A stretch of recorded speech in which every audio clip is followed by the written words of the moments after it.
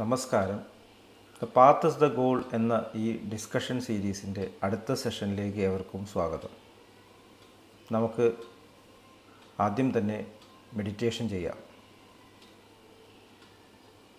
കണ്ണുകൾ അടച്ച് ശാന്തമായിരിക്കും.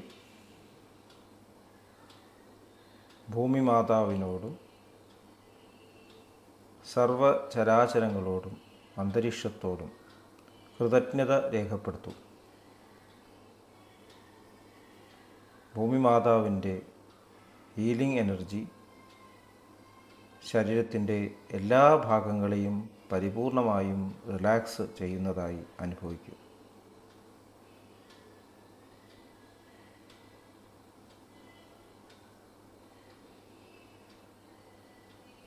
ഈ റിലാക്സേഷൻ ഹൃദയത്തിൽ അനുഭവിക്കൂ.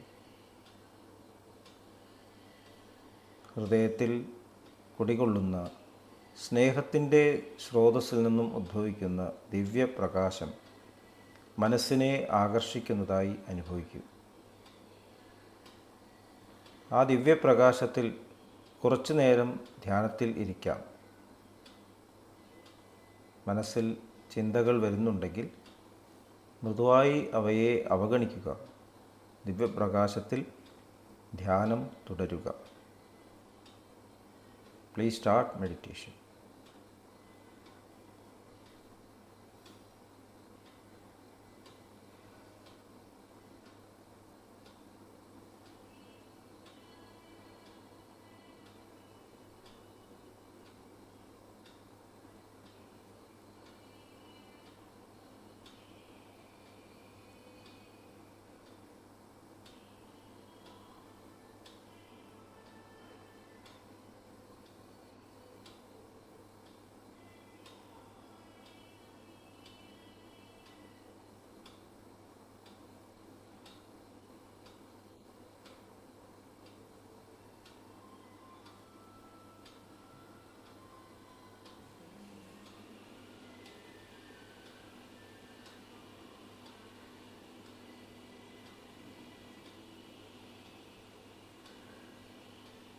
ഓക്കെ.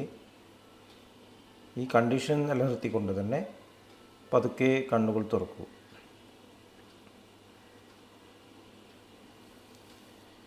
എല്ലാവരെയും വീണ്ടും ഹാർട്ട്ഫുൾനെസ് സഹജമാർഗ് മെഡിറ്റേഷൻ സിസ്റ്റത്തിലേക്ക് സ്വാഗതം ചെയ്യുന്നു. ഇൻട്രൊഡക്ടറി മെഡിറ്റേഷൻ സെഷൻസിൻ്റെ പ്രാധാന്യം ഇവിടെ സൂചിപ്പിക്കുകയുണ്ടായി. അപ്പോൾ ഈ പ്രോഗ്രാം കാണുന്ന എല്ലാവരും ഹാർട്ട്ഫുൾനെസ് സഹജമാർഗ് സിസ്റ്റത്തിൽ ഇൻട്രൊഡക്ടറി സിറ്റിങ്സ് എടുക്കുന്നത് പ്രധാനമായിട്ടുള്ള കാര്യമാണ് എന്നുള്ളത് ഒന്നുകൂടി സൂചിപ്പിക്കുന്നു. അപ്പോൾ അതെങ്ങനെ ചെയ്യണം എന്നുള്ളത് ഈ ചാനലിൻ്റെ ഡിസ്ക്രിപ്ഷനിൽ കൊടുത്തിട്ടുണ്ട്. കാരണം മുമ്പോട്ടുള്ള ചർച്ചകളിൽ നമുക്ക് ഉള്ളിലേക്കുള്ള ആ കണക്ഷൻ ദൃഢപ്പെടുത്തേണ്ട ആവശ്യമുണ്ട്. നമ്മുടെ യാത്ര ചെറിയ ശരികളിൽ നിന്നും വലിയ ശരികളിലേക്കാണ് എന്ന് സ്വാമി വിവേകാനന്ദൻ പറഞ്ഞിട്ടുണ്ട്. സൂര്യൻ്റെ നേരെ സഞ്ചരിക്കുകയാണെങ്കിൽ നമ്മൾ പോകുന്ന വഴിക്ക് ഫോട്ടോഗ്രാഫ്സ് എടുക്കുന്നതായി സങ്കല്പിക്കും. അപ്പോൾ ഇതിലേതാണ് ശരിയായിട്ടുള്ള സൂര്യൻ എന്ന് ആരെങ്കിലും ചോദിച്ചു കഴിഞ്ഞാൽ എല്ലാം സൂര്യൻ തന്നെയാണ്. നമ്മൾ എവിടെയാണ് നിൽക്കുന്നത് അതിനനുസരിച്ചിട്ട് സൂര്യൻ്റെ വലിപ്പത്തിനും പ്രകാശത്തിനും എല്ലാം വ്യത്യാസം വരുന്നു. ഇതേപോലെ തന്നെയാണ് ഭൂമി ഉരുണ്ടതാണോ പരന്നതാണോ എന്നുള്ള ചോദ്യത്തിനും ഉത്തരം. അപ്പോൾ രണ്ട് ചോദ്യങ്ങൾ ചോദിക്കണം. ആദ്യത്തെ ചോദ്യം, നിങ്ങൾ എവിടെയാണ് നിൽക്കുന്നത്? രണ്ടാമത്തെ ചോദ്യം, നിങ്ങളുടെ ലക്ഷ്യം എന്താണ്? ആ ഭൂമി പരന്നതാണ് എന്നാരെങ്കിലും പറയുകയാണെങ്കിൽ നിങ്ങൾ എവിടെയാണ് നിൽക്കുന്നത്? ഭൂമിയുടെ ഉപരിതലത്തിലാണോ? എങ്കിൽ നിങ്ങൾ പറയുന്നത് ശരിയാണ്. പക്ഷേ നിങ്ങൾ അവിടെ തന്നെ നിൽക്കാനാണോ ആഗ്രഹിക്കുന്നത്? എങ്കിൽ പരന്നതായി തന്നെ തോന്നും. എത്രയോ കാലം ഇതേക്കുറിച്ചിട്ട് ഒരുപാട് തർക്കങ്ങളുണ്ടായിട്ടുണ്ട്. ഭൂമി ഗോളമാണ് എന്ന് പറയുന്നവരെ പെർസിക്യൂട്ട് ചെയ്ത കഥകളും ഉണ്ടായിട്ടുണ്ട്. എന്താണ് കാരണം? അവർക്ക് കൂടുതൽ ഉയരണമെന്നില്ല. ഭൂമിയിൽ നിന്നും ഉയരണമെന്ന് നമുക്ക് ആഗ്രഹമുണ്ടെങ്കിൽ, നമ്മുടെ ലക്ഷ്യം കൂടുതൽ ഉയരണം എന്നാണെങ്കിൽ നമുക്ക് മനസ്സിലാവും ഭൂമി യഥാർത്ഥത്തിൽ ഉരുണ്ടതാണ്. നമ്മൾ നിൽക്കുന്നത് ഭൂമിയിലായതുകൊണ്ട് നമുക്കത് പരന്നതായി തോന്നും. അതുപോലെയാണ് സൂര്യൻ കിഴക്കുദിക്കുന്നു, പടിഞ്ഞാറ് അസ്തമിക്കുന്നു. ശരിയാണോ എന്ന് ചോദിക്കുകയാണെങ്കിൽ നിങ്ങൾ എവിടെ നിൽക്കുന്നു? ഭൂമിയിലാണ് നിൽക്കുന്നത്. അപ്പോൾ നിങ്ങൾ പറയുന്നത് ശരിയാണ്. നമ്മളുടെ കലണ്ടറൊക്കെ സൂര്യോദയം സൂര്യാസ്തമയം ഇങ്ങനെയാണ് നമ്മൾ ടൈം നിശ്ചയിക്കുന്നത്. അപ്പോൾ ശരിയായിട്ട് പറയുകയാണെങ്കിലോ നമ്മൾ ഭൂമിയിൽ നിന്നും ഉയരണം. അപ്പോൾ മനസ്സിലാവും സൂര്യനെ ഭൂമി വലയം വയ്ക്കുകയാണ്, സൂര്യനല്ല ചലിക്കുന്നത്. അതേപോലെ തന്നെ ഒരു വസ്തു സ്ഥൂലമാണ്, സോളിഡാണ് എന്നൊരാൾ പറയുകയാണെങ്കിൽ എവിടെയാണ് നിൽക്കുന്നത്? ഒരു കല്ല് സങ്കല്പിച്ചു പോകും, കല്ലിൻ്റെ പുറത്താണ് നിൽക്കുന്നതെങ്കിൽ ശരിയാണ്. പക്ഷേ modern science golden foil experiment, റൂദർഫോർഡിൻ്റെ, നമ്മൾ സയൻസ് പഠിച്ച റൂദർഫോർഡിൻ്റെ ഗോൾഡൻ ഫോയിൽ എക്സ്പെരിമെൻറ്റ്, അതിലൂടെ അദ്ദേഹം പ്രൂവ് ചെയ്തെന്താണ്? ഒരു ആറ്റത്തിൻ്റെ ഏകദേശം 98% ശൂന്യമാണെന്നാണ്. 2% സോളിഡുള്ളൂ. അപ്പോൾ ഈ ശൂന്യമായിട്ടുള്ള ആറ്റംസ്, ശൂന്യത ഏറ്റവും മാക്സിമം ഉള്ള ആറ്റംസ് കൂടിച്ചേരുമ്പോൾ എങ്ങനെയാണ് ഒരു സ്ഥൂലമായിട്ടുള്ള വസ്തു ഉണ്ടാവുക?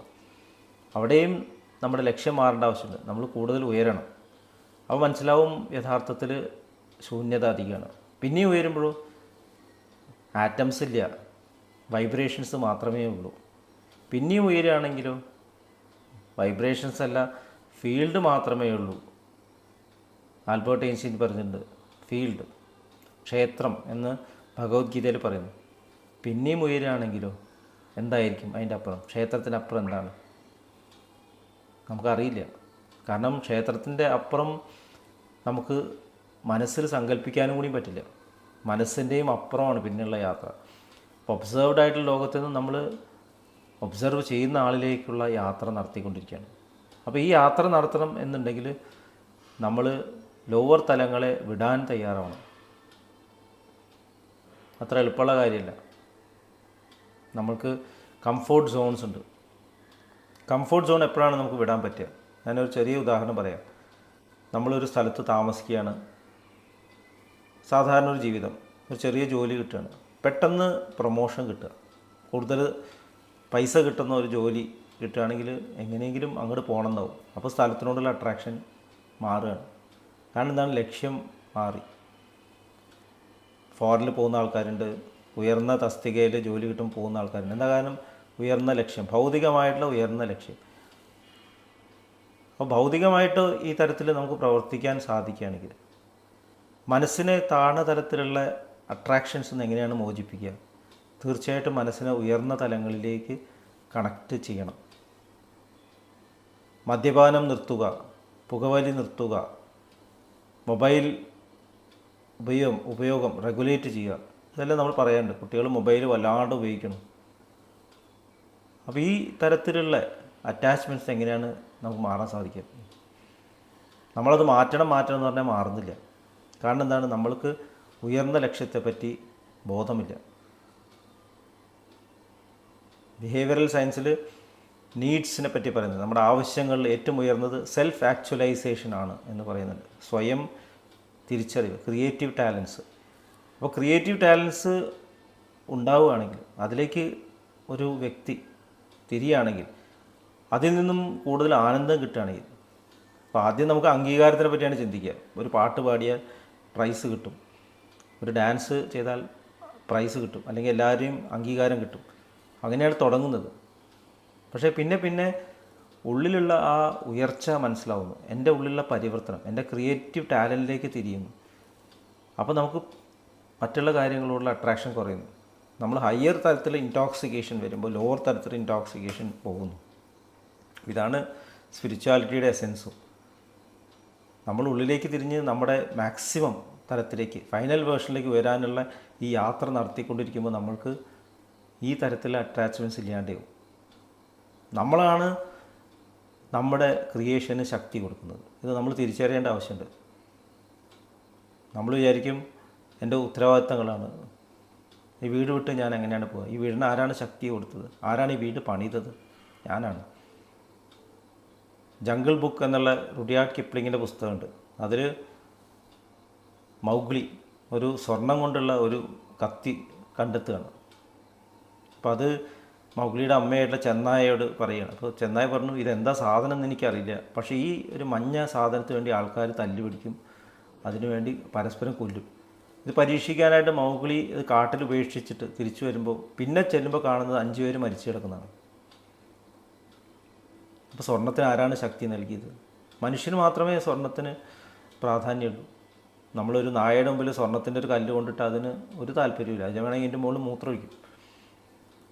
നമ്മളാണ് അതിന് ശക്തി കൊടുക്കുന്നത്. ഇപ്പോൾ രാമകൃഷ്ണ പരമഹംസൻ ഒരു കഥ പറയാറുണ്ട്. ഒരു കാക്ക ഒരു ഇറച്ചി കഷ്ണം കൊത്തിയിട്ട് ആകാശത്ത് പറക്കുന്നു. ആ പുറകെ വേറെ പല കാക്കകളും അതിനെ ആക്രമിക്കാൻ വരുന്നു. ഈ കാക്ക രക്ഷപ്പെടാൻ ശ്രമിക്കും തോറും അവർ കൂടുതൽ ആക്രമിക്കുന്നു. ഒടുക്കം കാക്കയ്ക്ക് മനസ്സിലായി, അവർ എൻ്റെ പുറകെയല്ല, ഇറച്ചി കഷ്ണത്തിൻ്റെ പുറകെയാണ്. ഇറച്ചി കഷ്ണം ഉപേക്ഷിക്കുന്നു. അതോടുകൂടി എല്ലാവരും ഇറച്ചി കഷ്ണത്തിന് പുറകെ പോയി.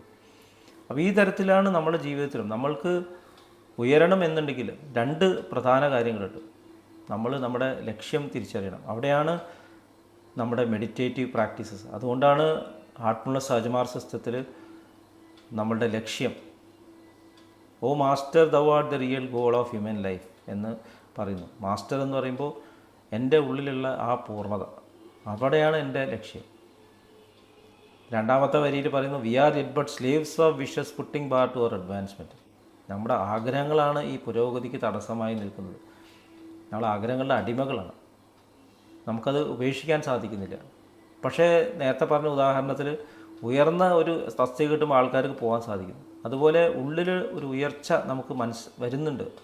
നമ്മൾ ഈ തരത്തിലുള്ള സാധന ചെയ്യുമ്പോൾ, നമ്മൾ ലോവർ ടെൻഡൻസീസിനെ വിടുമ്പോൾ ഉയർന്ന ഒരു തരത്തിലുള്ള സന്തോഷവും സമാധാനം ലഭിക്കുന്നുണ്ട് എന്ന് നമുക്ക് തിരിച്ചറിയാൻ സാധിക്കുകയാണെങ്കിൽ തീർച്ചയായിട്ടും അത് ഉപേക്ഷിക്കാൻ തയ്യാറാവും. അപ്പോൾ ഇവിടെയാണ് യഥാർത്ഥത്തിലുള്ള ഫ്രീഡത്തിലേക്കുള്ള വഴി. ഇപ്പോൾ കഴിഞ്ഞ സെഷനിൽ ഫ്രീഡത്തിനെ പറ്റി, സ്വാതന്ത്ര്യത്തെക്കുറിച്ച് നമ്മൾ സംസാരിച്ചു. സ്വാതന്ത്ര്യം ആരാണ് കൊണ്ടുവരേണ്ടത്? ഞാനാണ് സ്വാതന്ത്ര്യം കൊണ്ടുവരേണ്ടത്. വേറെ ആർക്കും എനിക്ക് സ്വാതന്ത്ര്യം തരാൻ സാധിക്കില്ല. സ്വാതന്ത്ര്യം പ്രഖ്യാപിച്ചതുകൊണ്ട് മാത്രം ഞാൻ സ്വതന്ത്രനാവുന്നില്ല. ഞാൻ ഈ തരത്തിലുള്ള ലോവർ അട്രാക്ഷൻസ്, ലോവർ എന്ന് പറഞ്ഞാൽ മോശമായിട്ടല്ല, അത് ഒരു സ്റ്റേജിൽ അത് ഇമ്പോർട്ടൻ്റ് ആണ്. ഇപ്പോൾ LKG പാസ്സാകുമ്പോൾ UKGയിലേക്ക് പോകുന്ന പോലെ, UKG കഴിഞ്ഞ് 1ാം ക്ലാസ്സിലേക്ക് പോകുന്ന പോലെ നമ്മൾ കൂടുതൽ പ്രോഗ്രസീവ് താഴെയുള്ള സ്റ്റെപ്പുകൾ നമ്മൾ വളരെ വിനയത്തോടുകൂടി, ഗ്രാറ്റിറ്റ്യൂഡ് കൂടിയിട്ട് നമ്മൾ വിട്ടിട്ട് മുകളിലേക്ക് പോകുന്നു. അതവിടെ ആവശ്യമുണ്ട്. നമുക്ക് ചിലപ്പോൾ അങ്ങോട്ട് തിരിച്ചു പോകേണ്ടി വരും, അവരെ ഹെൽപ്പ് ചെയ്യേണ്ടി വരും. പക്ഷേ എൻ്റെ യാത്ര ഞാൻ തടസ്സപ്പെടുത്തുന്നത്, ഞാൻ മുന്നോട്ട് പോയിക്കൊണ്ടിരിക്കുന്നു. അപ്പോൾ ഇത് നമ്മൾ ശ്രദ്ധയോട് വീക്ഷിച്ചിട്ട് ഞാൻ എവിടേക്കാണ് കണക്റ്റഡ് ആയിരിക്കുന്നത്, എന്തെല്ലാമാണ് എന്നെ ഡിസ്റ്റർബ് ചെയ്യുന്നത്. നമ്മൾ ഡയറി റൈറ്റിങ്ങിനെ കുറിച്ച് പറഞ്ഞു. മെഡിറ്റേഷൻ കഴിഞ്ഞിട്ട് എന്തെല്ലാമാണ് ഡിസ്റ്റർബ് ചെയ്യുന്നത്, അതിന് നമ്മൾ കേന്ദ്രീകരിക്കുകയാണെങ്കിൽ, അറ്റൻറ്റീവ് ആവണമെങ്കിൽ അത് നമ്മളെ കൺട്രോൾ ചെയ്യാൻ തുടങ്ങും. എന്തായാലും ഒരു വ്യക്തിയായാലോ പൈസ ആയാലോ സ്ഥാനമായാലോ എന്തും നമ്മളെ പിടിച്ചു വലിക്കുന്നതോട് വിടാൻ നമ്മളെ സമ്മതിക്കുന്നില്ല.